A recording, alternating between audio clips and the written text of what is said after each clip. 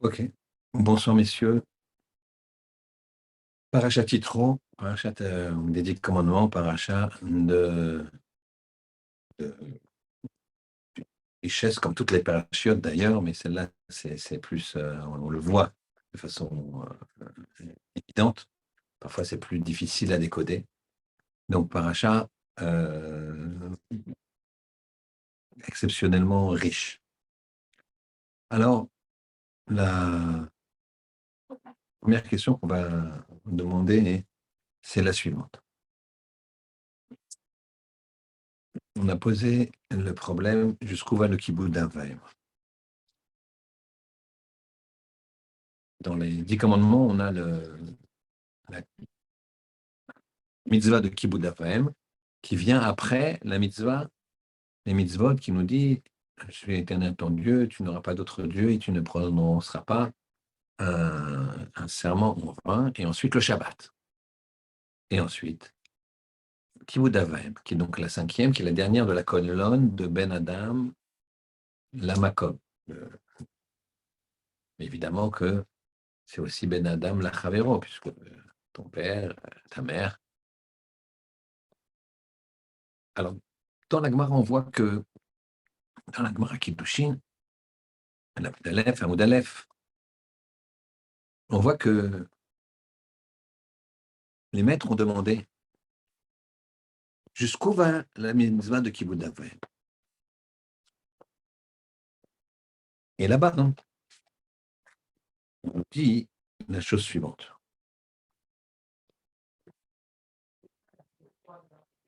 Shalo et Rabbi Eliezer, on a demandé au Beth Midrash à Dechan Kibbutz d'Avaïm, jusqu'où va la mitzvah de Kibbutz d'Avaïm.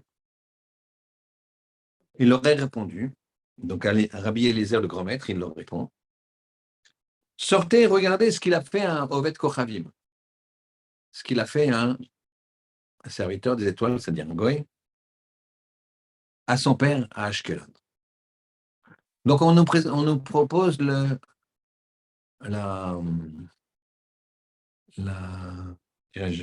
d'un goy, d'un non-juif. Vedama ben Netina Shemo. Dama ben Netina, c'est son nom. Qu'est-ce qui s'est passé? Les Chachamim, ils ont voulu acheter une pierre pour le éphod, pour le pectoral.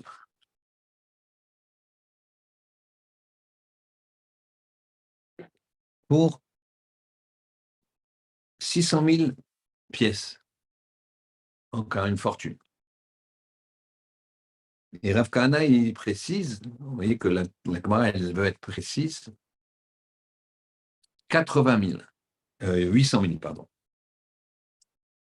Et la clé du coffre-fort était sous la tête de son père et il n'a pas réveillé son père.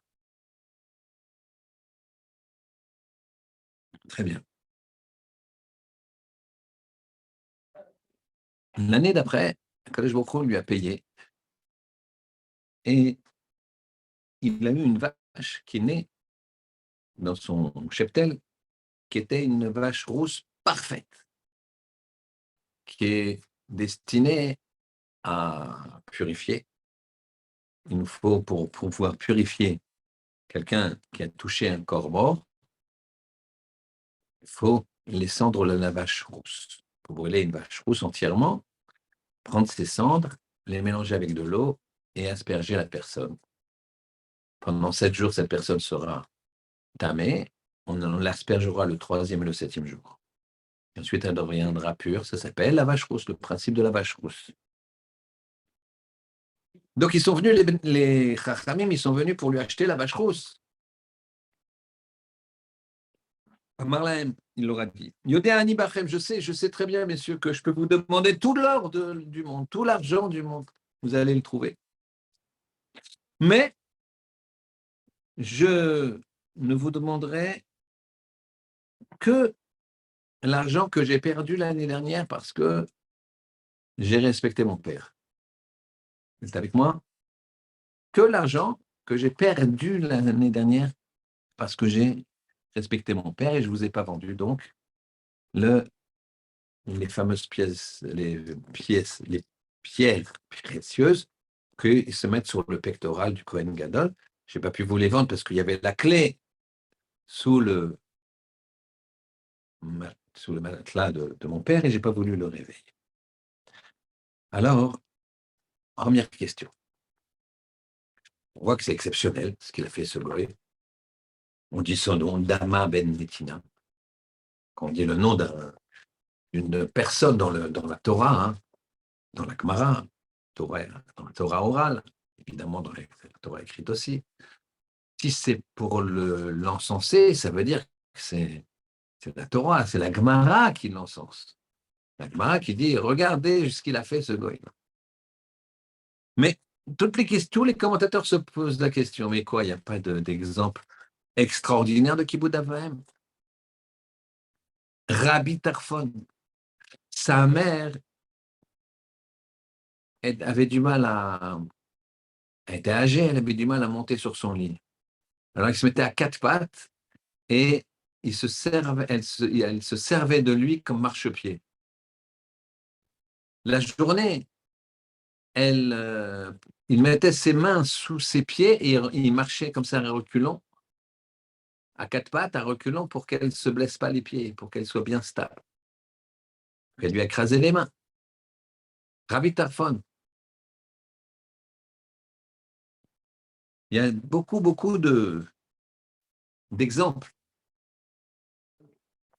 Rabbi Eliezer, il dit que même si le père, le même Rabbi Eliezer, il jette l'argent d'une personne, toutes ses économies de toute sa vie, il ne peut pas réagir. Il ne peut pas crier, il ne peut rien dire. Il ne peut rien dire de négatif à son père. Et il y a des halachot de Kibbutz Avraham très importantes. Alors pourquoi, en fonction de tout ce que je viens de dire, et il y a de très nombreux exemples, pourquoi on prend l'exemple d'un non-juif, d'Ama Ben Netina? Pourquoi? Première question. Deuxième question. Akadosh Baruch Hu, il a demandé aux nations, avant de donner la Torah au clan d'Israël, il leur a demandé, est-ce que vous voulez la Torah? Il a d'abord été voir Esav.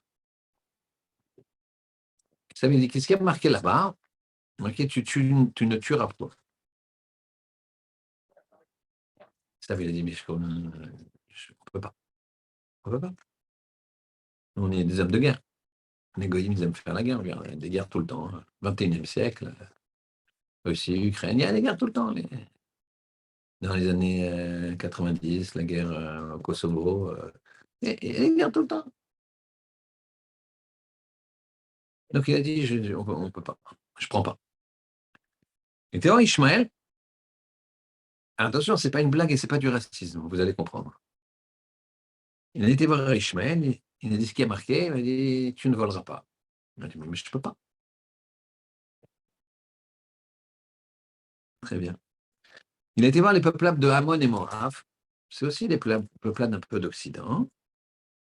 Et on lui a demandé qu'est-ce qui a marqué, il a dit, no tinaf, tu ne feras pas d'inceste, tu ne feras pas de choses globalement avec ton corps qui est pervers. Je ne peux pas. Alors, il est lieu de se poser la question. Il est lieu de se poser la question. Pourquoi? Parce que ils disent et savent, toi-même dans la Torah, tu as dit, c'est Yitzhak qui a donné la bracha à Esav, tu vivras par l'épée. Par l'épée, tu vivras. Donc on est cohérent avec ce dont, pourquoi on est programmé. On est cohérent avec ça. Ishmaël, il y a marqué, il aura la main sur tous et tous, ils auront la main sur lui. Ça veut dire ici, là-bas, qu'il aura des façons de la même façon que des fois il sera spolié, lui aussi il spoliera. Donc c'est-à-dire qu'il sera dans un système où le vol fera partie de sa façon d'être. Et Moab et Ammon, tu dis qu'ils n'ont pas le droit de faire l'inceste, faire des choses comme ça, mais ils viennent d'où? Ils viennent de la relation d'un père avec ses filles. Moab avec l'aîné de Lot et euh, euh, Ammon avec la cadette de Lot. Donc, question, c'est un piège que tu leur fais. Tu les programmes à faire quelque chose, et ensuite tu dis, tu ne dois pas tuer.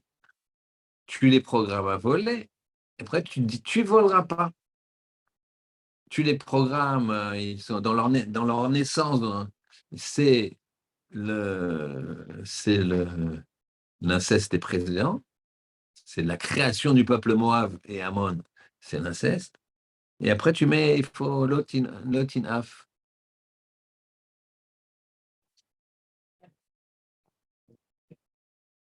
Ça marche? Très bien. Donc, tu les mets en.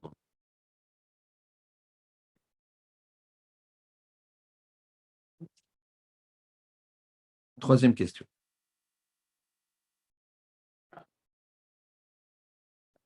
La fin de la paracha, hein, elle dit qu'on ne fait pas d'escalier.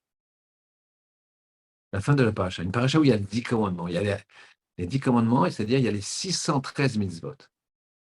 Elle dit que l'on ne fait pas d'escalier. Comment se fait-il que la paracha, elle, comment dirais-je, elle finit par ça?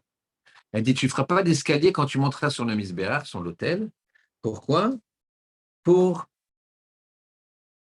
ne pas dénuder, même si tu as des caleçons, pour ne pas dénuder quand tu fais des pas, quand tu montes, même si tu montes tes droits, ben quand tu vas faire un pas, tu vas écarter les jambes, forcément de façon assez importante, qui font que il y a un risque de montrer une petite nudité aux marches d'escalier. Et donc, tu ne fais pas d'escalier, et là, pour monter au Misbéach, c'est une pente. C'est une pente. Ce n'est pas des escaliers, c'est une pente. Et avec des petits pas, il n'y a plus de problème. Pourquoi nous dit Rashi? Il dit pour ne pas faire honte aux pierres. Il dit Rashi et Kalvachomer.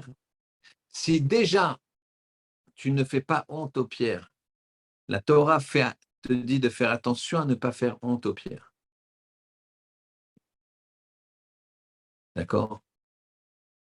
La Torah nous dit de ne pas faire honte aux pierres. Kalvachomer a plus forte raison que tu ne dois pas faire honte à ton prochain. Très bien. C'est joli. C'est magnifique. Mais quelque part, pourquoi une paracha aussi riche que ça, elle va finir par ce point-là?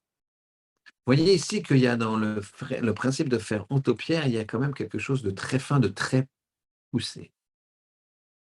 Et c'est ce qu'on va essayer de regarder.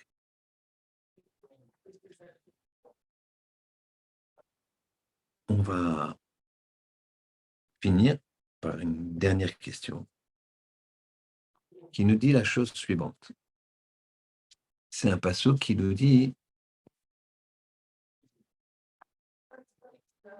passauk, donc chapitre 18, passauk 20, Hachem s'adresse à Moshe avant de donner les 10 commandements.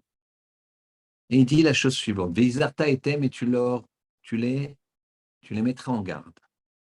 Et achukim, en les prévenant des lois dites irrationnelles, vet Torot, et les lois dites rationnelles, veodata lahem, et tu leur feras connaître, et derrière le chemin, yel chouba dans lequel il faut aller, vet amaase ashayasun, et les actions qu'il faut faire. Donc ici, dans ce passouk, je vais le répéter, vous allez vous apercevoir qu'il n'y a que des redondances. Il n'y a que des redondances.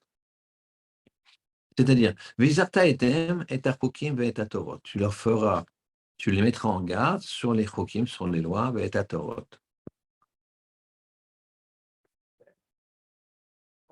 Veodata lahem et adeir yelchuba. Tu leur feras savoir le chemin dans lequel ils doivent aller. Qu'est-ce que c'est que tout ça? C'est évident que c'est un chemin dans lequel on doit aller. La Torah, c'est Vet maaseh asher et les actions asher yasun qui doivent être faites. C'est quoi les actions qui doivent être faites? Si c'est des actions, elles doivent être faites. Alors, je répète un petit peu les questions. Première question, on a dit jusqu'où va le kibbout Avaim, jusqu'où va le respect des parents?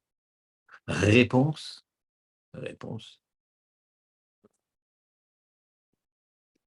Nous dit Rabbi Eliezer, regardez ce que a fait ce non-juif, Dama ben Netina, qui n'a pas réveillé son père, alors qu'il aurait pu gagner beaucoup d'argent parce que le père, il avait la clé du coffre sous la tête.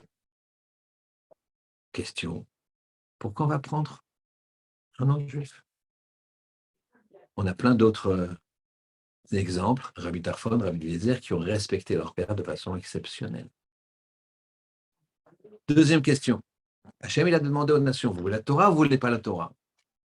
Et à chacun, il leur a dit, attention, à Esav, tu ne tueras point. Ça veut dire, mais tu as marqué, tu vivras par l'épée, tu vivras. Donc, je suis obligé de vivre par l'épée. Les Ishmaélites, alors, donc on ne peut pas. Mais c'est toi qui nous as dit qu'on vivrait par l'épée. Donc, en même temps, tu me donnes une propriété intrinsèque à ma nature, et en même temps, tu me donnes un interdit. Et la même chose pour Ishmaël, la même chose pour Amon. C'est pas du jeu. Pas du jeu. Pas normal. Troisièmement, pourquoi elle finit la Torah, cette paracha, par le fait qu'on nous dit qu'on ne peut pas monter les escaliers quand on va au Misbéach, pour pas faire honte aux escaliers aux pierres, si jamais on a un bout de nudité qui se découvre, et la pierre va voir cette nudité, c'est honteux pour elle.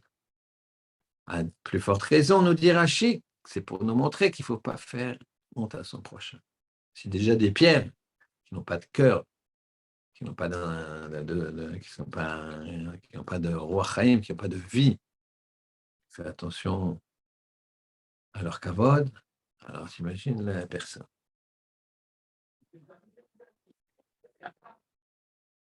Et ensuite, la dernière question, c'est quoi ce passage qui dit tu feras attention à ces lois, etc. Et aux actions, être maasé à sheriasun, et les actions que tu vas faire. Si c'est des actions, c'est que je les fais. Et si je les ai fait, c'est des actions. Alors tu me dis, ou à sheriasun, ou maasé. Tu vois? Mais tu ne peux pas dire maasé à sheriasun. C'est quoi? Les actions que tu vas faire. Alors, pour se mettre dans le bain et comprendre, on va regarder une histoire qui s'est passée au temps du Chazon Ish. Au temps du Chazon Ish, quelqu'un il est venu, lo alechem, Chaz Shalom, que Hachem il laisse le parent en bonne santé mentale et physique jusqu'à 120 ans. Il y avait une dame mourante qui était dans un hôpital à Yerushalayim. Et voilà que le problème à Jérusalem, le problème entre guillemets, c'est qu'à Jérusalem, on ne garde pas les morts. À Jérusalem, on enterre tout de suite. Tout de suite. La nuit, tout de suite. Yom Tov. En dehors de Jérusalem aussi. Shabbat, non. Sinon, le reste, tout le temps.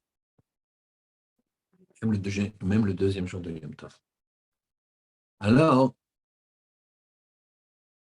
il a dit, voilà, il a dit au Chazon Ish, voilà, est-ce qu'on a le droit, parce qu'elle est mourante. Donc, quand un mourant, si tu le déplaces, tu as de grandes chances de précipiter sa mort. Donc, il a dit, est-ce qu'on peut l'enlever de Jérusalem pour l'amener à Nébrac, autre part, où on n'enterre pas immédiatement, parce qu'on a des cousins qui habitent l'étranger, il y a des descendants, des petits-enfants, ou je crois que c'était même des enfants, des frères, au fils qui vient demander à Ochazonish, qui sont, qui sont, qui sont pas, qui ont pas le temps de venir si elle meurt à Jérusalem. Ils s'attendaient à ce que le Chazonish il prenne du temps pour réfléchir et lui pose des questions. Mais c'est qui? Quel lien de parenté? Il dit, je comprends pas ta question. Elle vit, ta mère? Il a dit, ben oui, elle est vive, mais les médecins disent qu'elle est mourante. Qu'est-ce qu'ils en savent, les médecins? Pour l'instant, elle est vivante. Prie pour qu'elle vive. Prie pour qu'elle guérisse. C'est quoi son nom? Donne le nom Chazonish. Et Chazonish, il dit, viens, on va étudier tout de suite pour sa réfouache chez Lima, et tu vas faire ça, et tu vas faire ça. Le temps qu'ils reviennent, puisque le Chazonish, il habitait à Bnei Brak, qu'ils reviennent à Yerushalayim. J'ai lu l'histoire, hein. Sa mère était sortie de l'hôpital. Le lendemain, elle leur faisait à manger.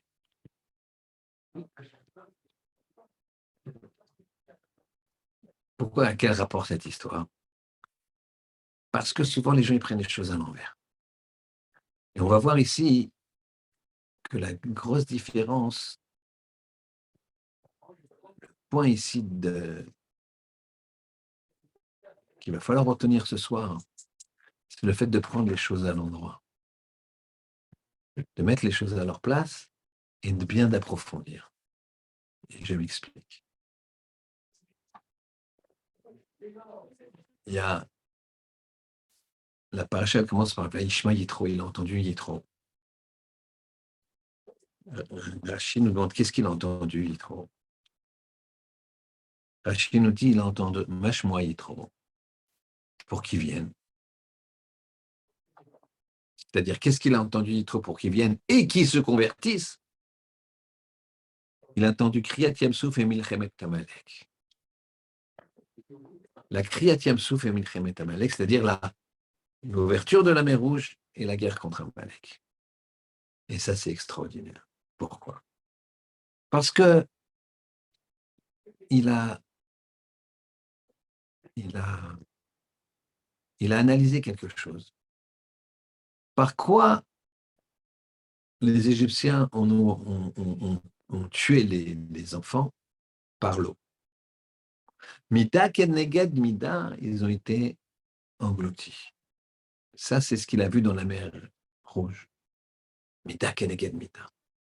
Quand il y a une justice divine que tu vois, que tu sens, tu es obligé de croire. Tu donnes le maaser, tu t'enrichis, tu es obligé de croire.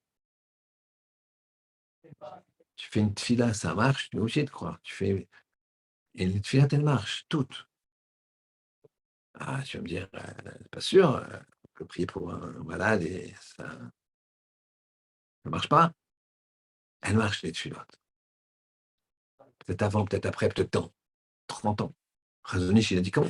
On a demandé au Chazonish, après-guerre, il faut savoir qu'avant-guerre, le monde de la Torah, il était en déclin total. Il n'y avait aucune admiration pour quelqu'un qui étudiait la Torah. Il fallait travailler, les universités, les trucs, il y avait un rejet total. Les Bachurim n'étaient pas recherchés. Quand on voit un petit film sur la yeshiva de Ponyovitch, avec le grand maître qui s'appelait Rav Kahanenman, on les voit sortir de la yeshiva. Eh bien, ils avaient minimum 35 ans. Ils trouvaient personne pour se marier. Je dis bien personne. C'était une terrible. Dans des villages, les femmes se couvraient plus la tête, etc. Alors qu'on venait de très haut. Au moment où la guerre a éclaté, il y avait dans toute l'Europe uniquement 2000 barouim. Je crois qu'il y en a 100 000 en Israël, ou 150 000. Il doit y en avoir aussi une centaine de milliers aux États-Unis. Vous imaginez, Pologne, avant toute l'Europe de l'Est, pas la Pologne, toute l'Europe de l'Est. Qu'est-ce qui se passe ici? Après la guerre, il y a un effet contraire. Inexplicable. Inexplicable. La guerre finit en 1945. Le Khazonich, il est niftar en 1953. Donc, 8 ans après la fin de la guerre. Et déjà, on lui disait, dans les débuts des années 50, donc 5-6 ans après la guerre, comment ça se fait qu'il y a un renouveau de la Torah? C'est incroyable. Alors, il a dit la chose suivante. Les grands-pères ou les grands-pères de ces garçons-là, de ces gens-là, les grands-pères, ils ont prié, prié, prié. Quand ils ont vu leur fils qui lâchait prise, qui n'étudiait pas la Torah, qui a arrêté de faire Shabbat, ils ont versé des larmes. Ça n'a pas marché sur leurs enfants, ça a marché sur leurs petits-enfants. Et le principe, c'est que leurs petits-enfants, ils vivent maintenant dans un monde qui ne les persécute pas. Et ils vont pouvoir se développer et aller beaucoup, beaucoup, beaucoup, beaucoup plus vite. C'est ce qu'on voit maintenant avec un monde orthodoxe extrêmement important. Donc les tefilot, elles marchent. Mais souvent, on va à l'envers. On prie pour des choses qu'on ne veut pas, qu'on n'a pas besoin, pardon. Qu'on veut, mais qu'on n'a pas besoin. C'est pas bon pour nous. Le Ribono Shel Olam, il sait que c'est bon pour nous. Alors, il écoute la prière, mais elle ne marche pas. Par contre, toi, ce que tu veux, c'est être heureux. Alors, il va t'amener dans des endroits où tu vas être heureux. Mais ça ne passera pas par là où tu veux, si tu veux devenir une rockstar ou une ballon d'or du football ou je ne sais pas quoi. Donc ici, on a une réflexion qui doit être poussée. Il faut intégrer la relation qu'on a avec Hachem et l'analyser de la façon la plus fine possible. Et c'est sur ça qu'on va glisser maintenant. Quand on dit qu'on ne mettra pas des escaliers pour aller au Misbéach, dans l'hôtel, et qu'on laissera une pente. Pourquoi? Pour pas que, en faisant des grands pas avec les escaliers, je sois obligé de donc lever mon genou qui découvrirait ma cuisse ou un endroit de nudité qui ferait honte à la pierre. Pourquoi? Pour te dire, attention de ne pas faire honte à ton prochain. Ce que nous dit Rachid. Bien, Rabotai, imaginez la finesse de ce qu'il faut comprendre. À travers les actes, il faut avoir un coup d'avance, un coup plus profond. Il faut intégrer les choses. Les 10 commandements, ils ont été intégrés parfaitement par le clan d'Israël. Tel point que tu ne vois pas que les Juifs, ils n'aiment pas tuer. Un Juif qui est très, très loin, tu lui parles des religieux, il te dit, ouais, parasite. Tu parles de Dieu, il dit, ouais, n'importe quoi, moi je suis professeur de prix Nobel d'astro, physique, et c'est quoi ces inventions? Maintenant, tu vas avoir des nazis ou autres qui viennent et qui lui disent, si tu ne prosternes pas à cette idole, je te tue. Il faut dire, tue-moi. D'où ça vient? Ben, Rabotai, ça vient des 10 commandements. C'est pour ça que sur le Shabbat, il faut bien se concentrer et bien comprendre ce qu'il c'est la traduction des 10 commandements. Le premier, c'est « Je suis l'Éternel, ton Dieu, tu n'auras pas d'autre Dieu que moi ». Ça, on l'a entendu de la bouche d'Hachem. Donc ça, tu n'as pas un juif qui l'a pas en lui, de façon incroyable, puisque c'est la bouche d'Hachem. Le deuxième, tu n'auras pas d'autre Dieu que moi. De la bouche d'Hachem, c'est pour ça qu'il va se jeter dans un feu. Mais ce type-là, il mangeait du cochon, il provoquait les rabbins, il mangeait, il faisait... Les nazis sont arrivés dans son camp, les Cosaques sont arrivés. Il a dit, je suis juif, moi. Alors tu vas te jeter dans un feu? Je me jette dans le feu. Parce qu'ils ont entendu ça au Mont Sinaï. Ils ont entendu ça. C'est rentré en eux. Ce n'est pas des simples, c'est profond. Les choses doivent être profondes, il faut les vivre profondément. Comment on peut s'habituer à ça? Comment on peut réfléchir à ça? Alors n'oubliez pas qu'on a plusieurs questions.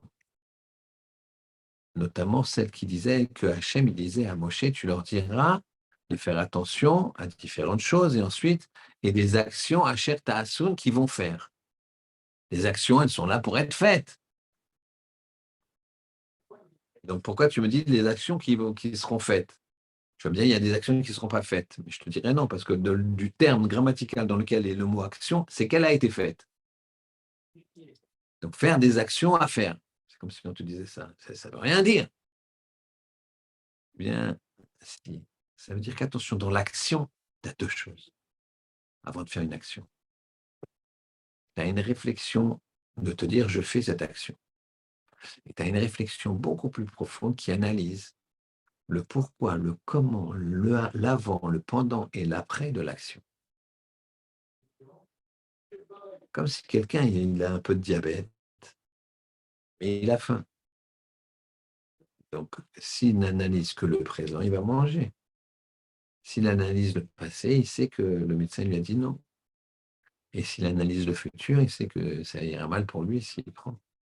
Donc, bien qu'au présent, il a envie de prendre, il ne prendra pas. J'ai fait quelque chose d'un petit peu primaire, mais pour que vous compreniez, la même chose dans toute action. Et quand les actions elles sont faites finement, eh bien là, c'est comme ça que ça s'appelle les actions Asher Yatsun. Les actions, l'action que tu vas actionner. C'est ça qu'on nous demande dans cette paracha. Cette paracha nous demande d'aller très très finement dans notre relationnel vis-à-vis d'Hachem, vis-à-vis des autres. Il y a un milliardaire israélien qui s'appelle Federman, Mickey Federman.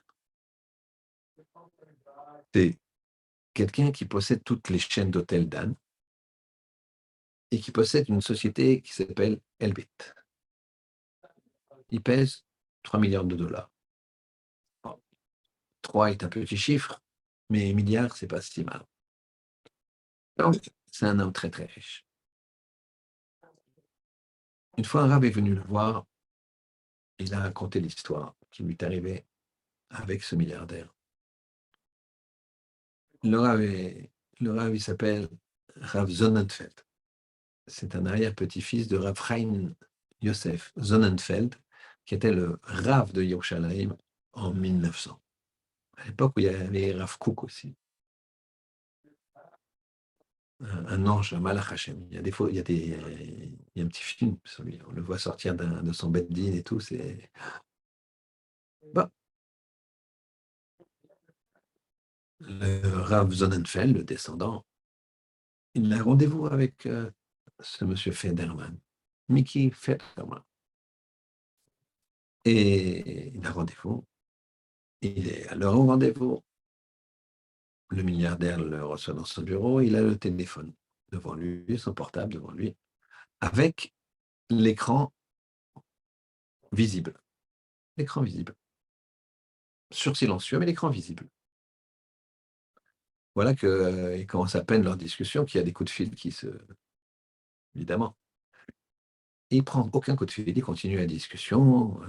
Alors, c'est quoi votre institution? Et c'est quoi ceci? Une discussion qui est aussi sur des sujets de Torah, etc. Bon. Et voilà qu'à un moment, le téléphone sonne et lui regarde ce qui est marqué et immédiatement, il répond au téléphone et il se lève. Il répond au téléphone, imaginez, il se lève. Et voilà qu'il commence à parler. Il dit, oui, papa, bien, papa, d'accord, papa. Il parle avec son père. Il a répondu au téléphone parce qu'il a vu que c'était son père. Mais il s'est levé. Et le Rav, il a vu que ce Mickey Federman, il était extrêmement poli, extrêmement avenant, extrêmement respectueux dans ses propos, de façon incroyable. Et il a attendu, ça a duré une discussion de longues minutes, il a attendu que son père lui dise qu'il va raccrocher.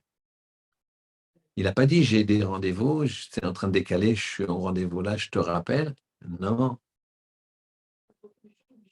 Il ne lui aurait pas dit, c'est pas parce que c'était Sonnenfeld, un rabbin qui venait le solliciter, mais ça aurait été n'importe qui. Vous allez comprendre.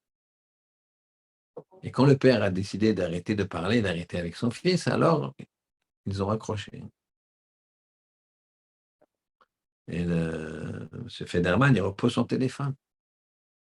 Moi, chez Shiva, Sonnenfeld était très, très impressionné. Il se dit, mais qu'est-ce que... Excusez-moi, c'était votre papa, c'est ça? Je dis, oui, c'est mon papa. Je suis très, très impressionné de la façon dont vous lui parlez, etc. Je peux vous poser une question? Oui, bien sûr. Pourquoi vous êtes levé? Dis-moi, quand je parle à mon père, je me lève. Je ne vais pas parler à mon père allongé. Je vais pas parler à mon père comme ça, même assis. Non, je ne peux pas. Je parle à mon père debout. Je comprends tout à fait. Mais il ne vous voit pas. Il ne vous voit pas, en quoi ça. Qu'est-ce que ça peut faire?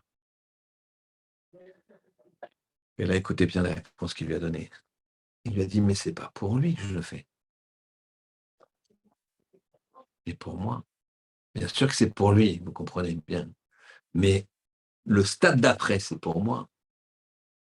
C'est parce que je dois respecter mon père. Il était aveugle, vous pensez qu'il est en face de moi, vous ne pensez pas que je me lèverais? Je me lèverais bataille.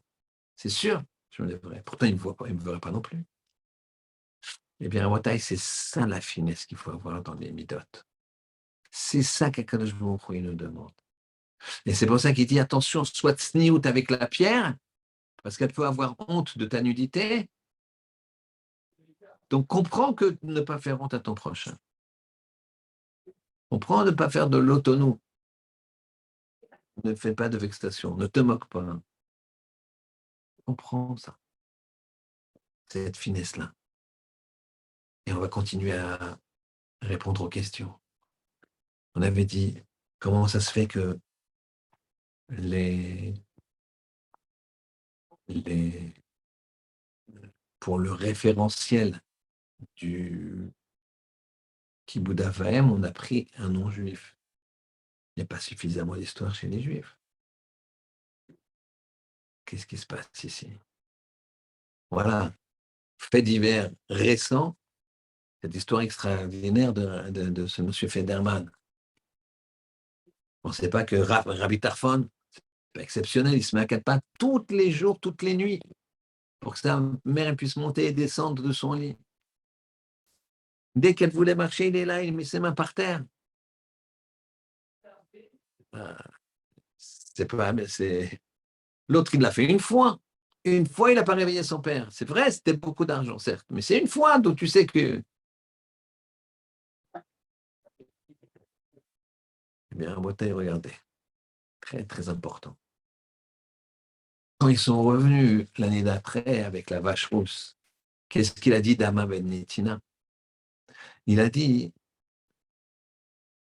je sais que la vache rousse que j'ai dans mon cheptel, vous l'achèteriez avec tout l'argent du monde et tout l'or du monde, vous vous débrouillerez pour avoir cet argent parce que vous n'avez pas le choix. Sinon, personne ne serait pur. Mais je veux que vous me donniez uniquement la valeur de l'argent que j'ai perdu quand j'ai fait Kibbutz Avayim et que je n'ai pas révélé à mon père. La valeur de l'argent que j'ai perdu. Ah, là, notre question, elle va non seulement ne pas être répondue, mais alors t'estimes avoir perdu. Donc tu respectes ton père et t'estimes avoir perdu, et c'est ça la référence jusqu'où on peut aller, jusqu'où on doit aller. Justement, Rabotai, il a montré par cette histoire que c'est pas le point le plus haut d'Alma Ben Netina. C'est pas le point le plus haut, pas du tout. Pourquoi on nous a dit ça? Pour nous faire comprendre que tu ne perds pas quand tu fais la mitzvah de Kibbutz Avayim. Il a dit l'argent que j'ai perdu. Et donc, quand il lui dit c'est ça, regarde Alma Ben Netina, il ne veut pas dire c'est ça la plus haute. Il dit au contraire, je suis en train de te dire que jusqu'où va le Kibbutz Avayim, c'est de ne pas faire comme la Bentina. C'est extraordinaire, il a perdu beaucoup d'argent, entre guillemets, mais la sensation d'avoir perdu, mais tu as perdu, tu as gagné une mitzvah. Donc tu compares, donc tu n'as rien compris. La mitzvah, elle est pour le monde futur, elle n'est pas pour maintenant. Donc comment tu peux dire j'ai fait une mitzvah et ça m'a coûté de l'argent? Mais c'est normal. Le monde, le Olam Hazé, il est là et le monde là-bas, le Olam Haba, il est là-bas. Il y en a un qui est éternel et il y en a un qui dure 70 ans. Allez, 120 ans, on va être sympa. En bonne santé mentale et physique, comme on dit. Amen. Donc, vous voyez l'analyse qu'il faut faire. N'attends pas de comprendre que tu as perdu de l'argent. Tu n'as pas perdu de l'argent, tu as gagné la vie. C'est ça qu'il a dit. Regardez là-bas chez ce non-juif, qui est le summum du respect, mais qui n'est pas bon en finalité. Parce qu'il a la sensation d'avoir perdu. Et ça, c'est problématique.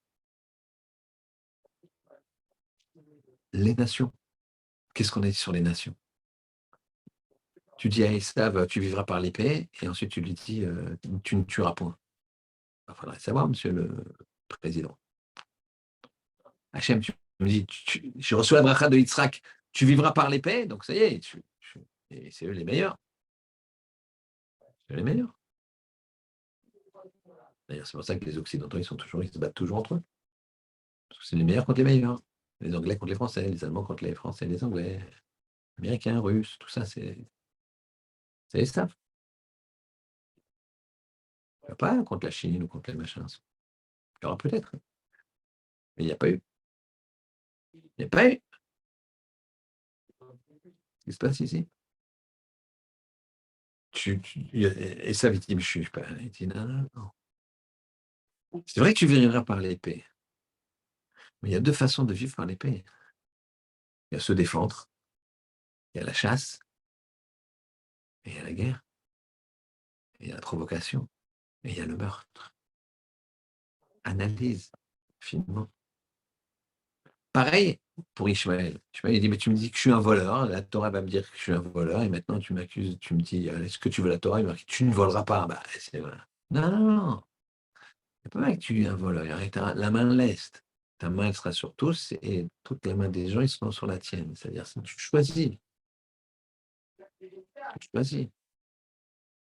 Tu peux faire du business avec tout le monde, et tout le monde fera du business avec toi. Ça peut être ça aussi. Finement, travaille finement la mida, travaille l'honnêteté, tu verras que ça marchera.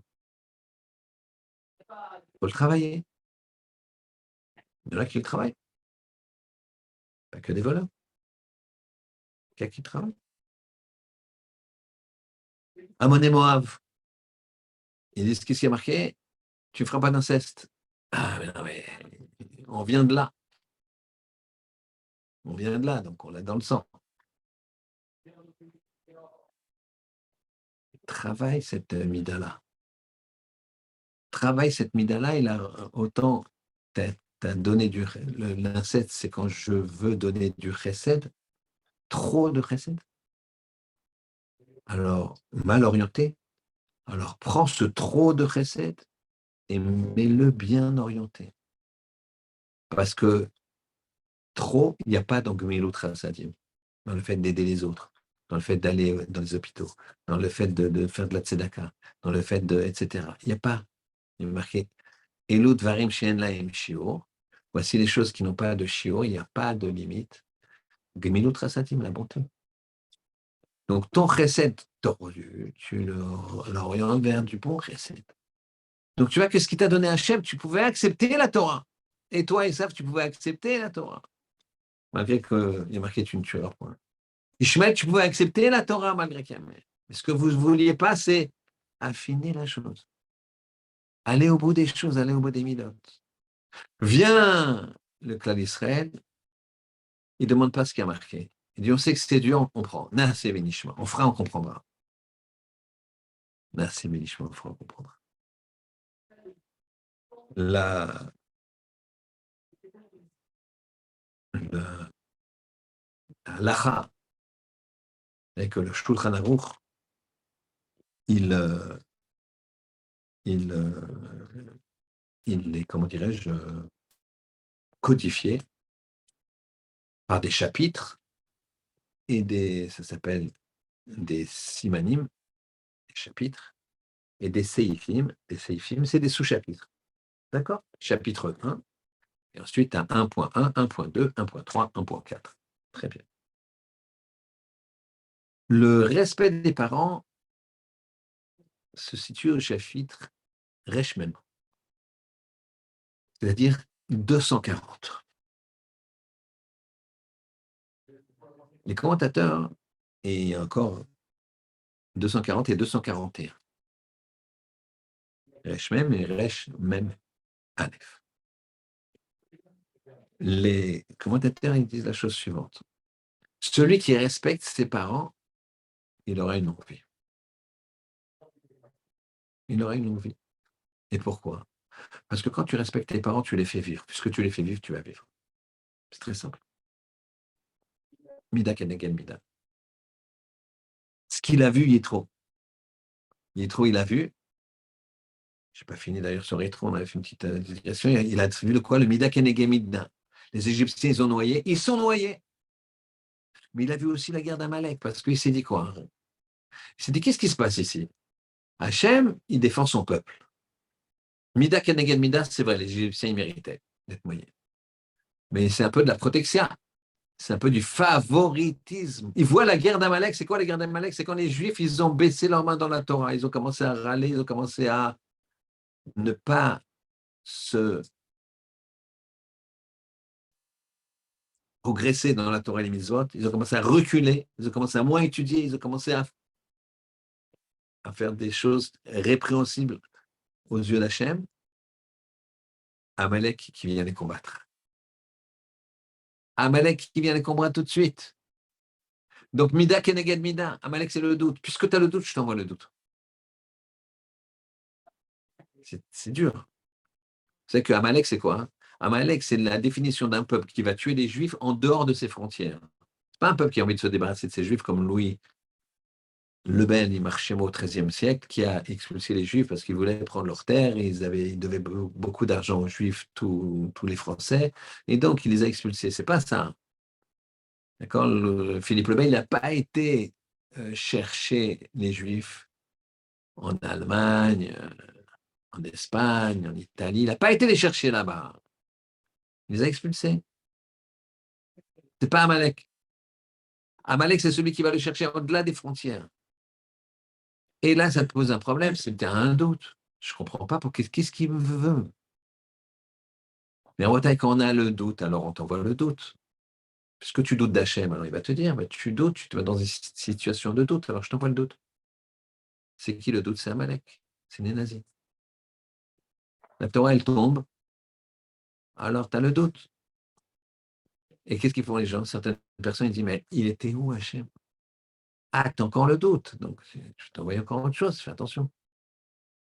Après Hachem, les gens, ils ont compris. Un grand nombre de personnes ont compris. Ils n'ont plus le doute. Pourquoi? Parce que quand tu mets ta tête dedans, tu vois bien que c'est tellement fin, c'est tellement fort qu'il n'y a pas. Après, tu peux rester avec ta question. Je vous ai donné un élément de réponse. J'ai juste fait des choses mathématiques. Le doute, c'est ça fait. Ça fait que c'est un malek, c'est la même gématrie, la même valeur numérique.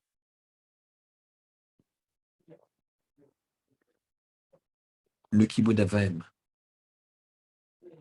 Donc, je finis, pardon.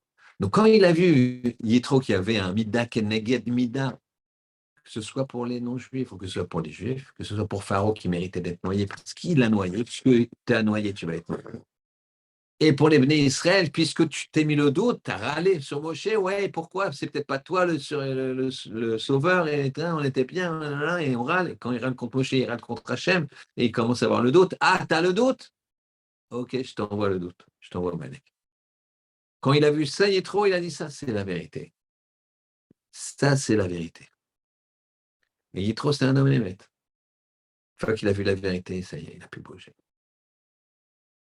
Très bien. Maintenant, on comprend maintenant.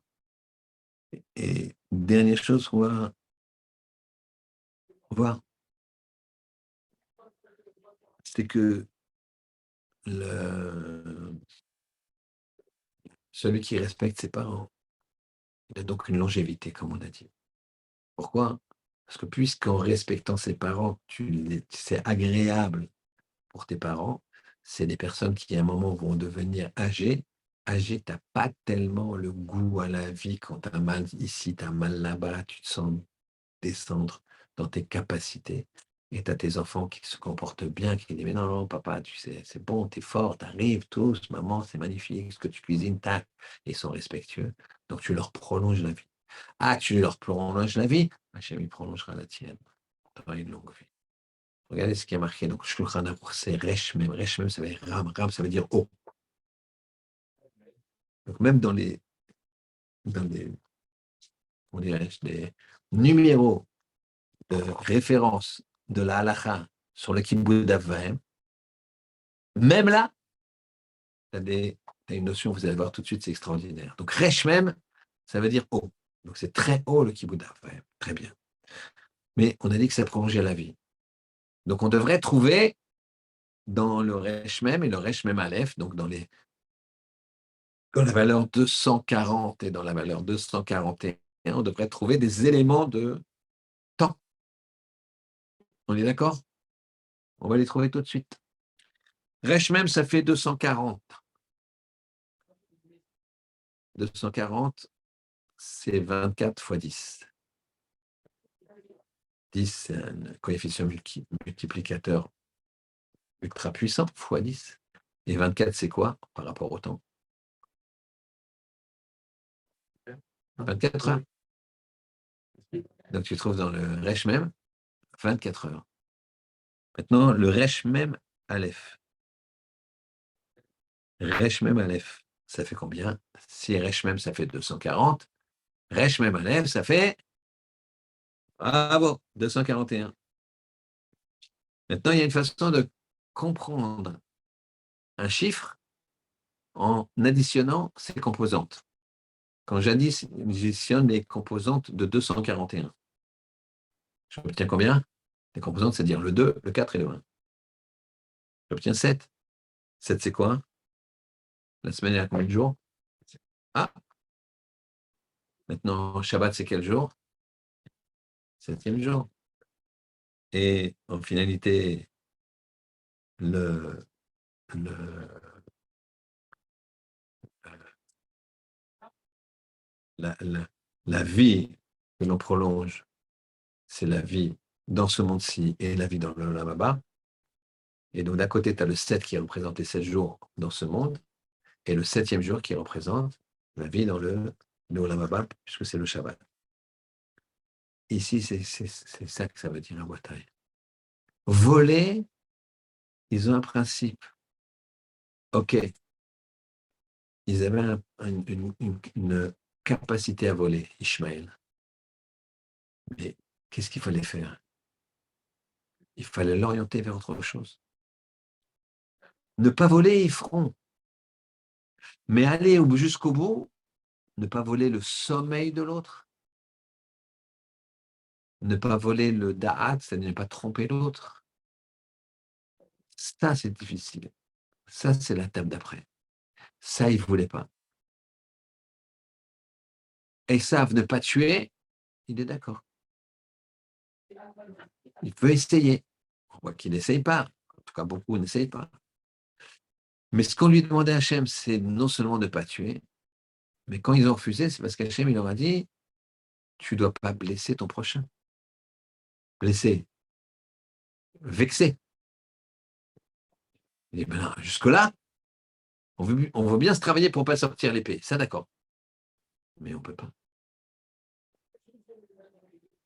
Amon et moi, avant, ils ont dit, non, nous, l'inceste, c'est bien, on ne fera pas. Il a dit, ouais, mais tu ne peux pas aller avec n'importe qui, tu peux pas, il y a les femmes nida, il y a ceci, il y a cela, il y a plein de règles. Ah non, ça ne va pas. C'est ça la finesse. C'est aller jusqu'au bout des choses à Botaï. On fait trop notre marché. Yitro, il est là pour nous dire, moi, je ne fais pas le marché. Je me convertis et je fais tout. Et je vous montre. C'est ça la grande force de Yitro. Yeter, ça veut dire en plus. Yeter, ça veut dire plus. Et que Rabota, il faut faire plus. Il faut s'affiner. Il faut réfléchir. Comment servir Hachem le mieux possible. Il faut regarder à l'exemple de n'importe quel homme, ce Federman, Mickey Federman. Vous pouvez regarder sur Internet, vous verrez les photos qu'on voit de lui. Il est sans kippa. Il est sans kippa. Un juif orthodoxe, c'est pas un juif religieux, même traditionnaliste dans le sens très traditionnaliste où il se couvre la tête tout le temps. Non. Et pourtant, regarde comment il fait la mitzvah de Kibbutz Avayim. Il ne faut pas s'étonner que sa vie, 24 heures, 7 jours sur 7, le Shabbat, c'est les jours. 7, c'est les jours. C'est quoi les jours? On te dit, le Kibbutz Avayim, il prolongera tes jours. Un homme comme ça, et il vieillit. Il a tout ce qu'il faut. Pourquoi? C'est la bracha d'Akadosh Baruch Hu. Il nous a dit, si tu fais attention à ça, si tu es très fin à ça, eh ben c'est ça qu'on te demande. Tu auras la récompense dans ce monde ici, tu auras les fruits dans ce monde-là, et le capital dans le Olam Haba. J'ai mis face qu'on comprenne qu'on est tout le temps en challenge avec nous-mêmes. Il faut le faire de façon équilibrée, mais à chaque fois, il faut s'affiner, et se rapprocher de la chaîne. On va attaquer tout de suite la Gemara. C'est le numéro 1, je pense, que vous avez.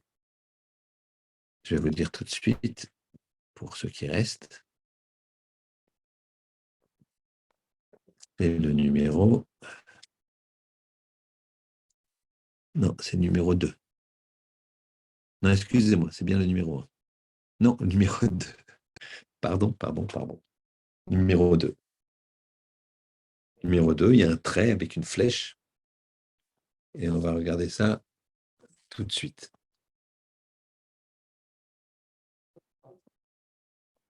C'est l'histoire qu'on a vue dans les mots pour se familiariser donc avec les mots.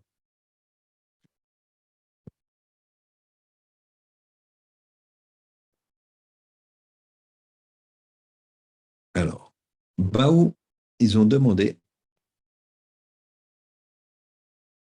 Miné à lui, Meravula, à Ravula. Ils ont demandé à Ravula. Adechan Kibbutz Avayim. Jusqu'où va le Kibbutz Avayim? Amar lahem, il leur a dit, Tseou, sortez, Veraou, et regardez. Maasa ovet kochavim echad. Qu'est-ce qu'il a fait un serviteur des étoiles? Be'ashkelon, Ashkelon. Dama ben Netina Shemo. Et son nom, c'était Dama ben Netina. C'est son nom, le fameux. On va raconter une autre histoire. Il y a les deux histoires qu'on va raconter. Ah, mais toujours là, là. Non, mais la voiture. Nana ben Netina. Pamachat, une fois. Bikshu Chachamim Pragmatia. Ils ont voulu faire du business. Pragmatia, c'est du business. Mais Shishim Ribo, Srar, qui aurait donné à comment il s'appelle, Danma Ben Netina, d'accord, comment dirais-je, un bénéfice de Shishim Ribo, de 70 000, donc ça veut dire 600 000, Srar de Srar. Vayam Afteach, et la clé, Mounach, elle était posée, Tachat, Merashotav Shel Aviv, sous la tête de son père. Velotsiaru, ils ne l'ont pas embêté. Il ne les a pas, pardon, l'Otsiaro, il ne l'a pas réveillé. Amarav Yuda Marshmuel. Bon, première histoire. Deuxième histoire. Il a dit Yuda au nom de Shmuel, Shalo et Rabbi Eliezer. Ils ont demandé à Rabbi Eliezer. Adechan Kiboudaver. Jusqu'à quand, jusqu'à où le Kiboudaver?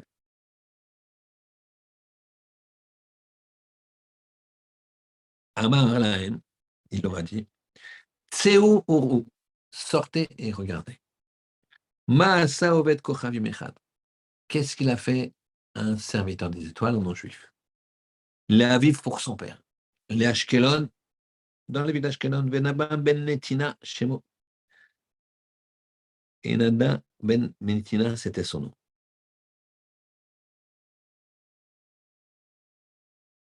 Bikshu Mimenu Chachamim, il voulait les Chachamim. Avanim, des pierres précieuses. Les fautes pour le pectoral, pour mettre dans le pectoral du Kohen Gadol avec les 12 pierres. Et lui, il en avait. Beshishim Ribo pour 600 000 srar de bénéfices. Verav Kanamar, Rav Kahana Matne, lui, il enseigne Beshmonim Ribo pour 800 000. T'imagines? Vayam Afteach, et les clés, elles étaient Munach Tachat Mirashotav, elles étaient posées Tachat sous Mirashotav, la tête chez la vive de son père. Velotsiaro, et là encore, il ne l'a pas réveillé. 600 000 euros. 600 000 pièces, 800 000. Les Shana Acheret, l'année d'après, qu'est-ce qui s'est passé? Nathan lo Akadosh Baruch Hu scharo, Hashem, il lui a payé son salaire. Puisque lui, il a dit, j'ai perdu de l'argent, il lui a dit, ah, t'as perdu de l'argent, je te le rends. Mais après, t'as plus rien. Il y a une histoire, je crois que c'est avec Rabbi Yonatan Beshitz. Il était dans un Beth Midrash, il y avait une église à côté. Et il y avait une croix. Et sa Chevruta, il n'en pouvait plus de la croix. Il a dit, cette nuit, je monte, je casse la croix. J'en peux plus. C'est œuvre d'Azara. La nuit, il a monté, il a cassé la croix, mais il s'est fait attraper. Il s'est fait attraper. Dans le danger de mort. Rabbi Yonatan Ben Epshitz, il est rentré secrètement en relation avec le geôlier. Il lui a dit, je vais te donner une fortune, combien tu veux, mais tu le laisses partir. Il lui a dit, je veux tant. Il lui a dit, mais c'est énorme. Il lui a dit, oui, mais je vais avoir besoin de soudoyer les enquêteurs, parce que donc il me faut beaucoup. Yonatan Ben Epshitz, il a dit, ok, je te donne. Je vais me débrouiller. Et il rentre chez lui, somme énorme. C'est toute la somme qu'il avait gagnée, mis de côté toute sa vie pour la dot de ses enfants. pas pour lui. Pour pouvoir doter ses enfants, à l'époque, tu dotes pas tes enfants, c'est compliqué. Il l'a prise, il lui a donné.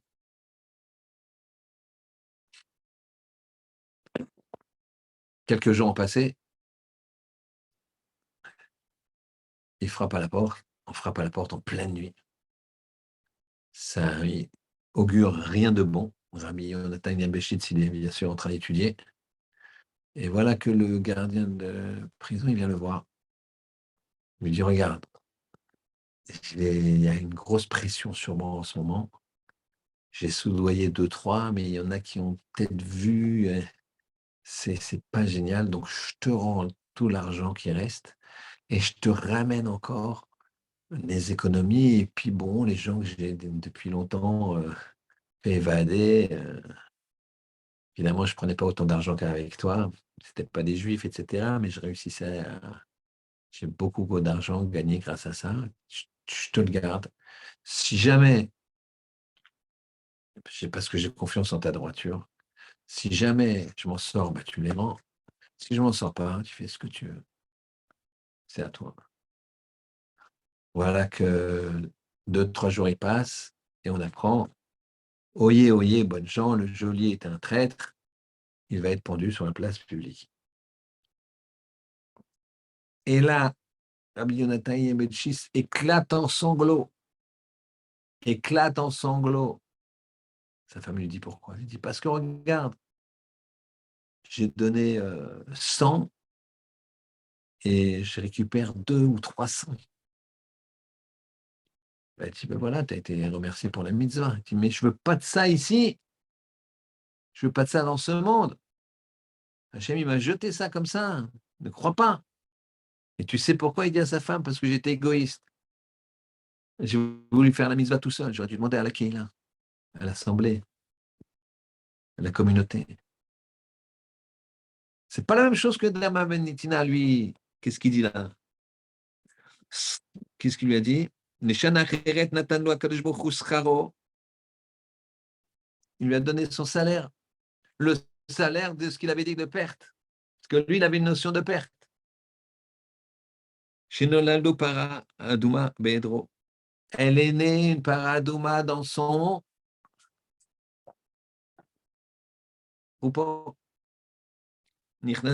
נכנסו חכמי ישראל אצלו, ils sont venus les חכמים ישראל אצלו, אמר להם, ils lui ont dit, il leur a dit, dès qu'ils sont venus avec plein d'argent, ils lui ont dit, attendez, monsieur, on ne va pas négocier le prix, là. Là, vous êtes dans ma main. Ah, vache rousse. Yodéani, je sais, Bachem, sur vous. Sheim ani vekesh mikem, si je vous demande, kol mamon sheba olam, tout l'argent qu'il y a de le monde, atem notnim li, vous allez me le donner. Et là, enani vekesh mikem, je vous demande juste, messieurs, et là, au Tomamon, cet argent-là, chez Yves Sati, que j'ai perdu. Voilà. La limite du goy, elle est là. Et c'est ça qu'il a voulu lui montrer à Rabbi Eliezer. Regarde jusqu'où va le kibbutz Avaim, mais pour un goy. Il l'a parce que le Olam il est absent. C'est de l'argent qu'il a perdu. Ah, il s'est fait mal, mais il a perdu. Il le dit. L'argent que j'ai perdu. Bishvil Kavodaba. Extraordinaire. Hachem, il nous aide d'affiner nos midotes, d'affiner nos raisonnements, d'affiner notre capacité, d'affiner notre générosité, d'affiner notre kibbutz d'avaim, parce que c'est comme ça qu'on progresse, c'est comme ça qu'on crée une relation avec Hachem. Shabbat shalom. Shabbat shalom, messieurs. Qu'Hachem vous bénisse.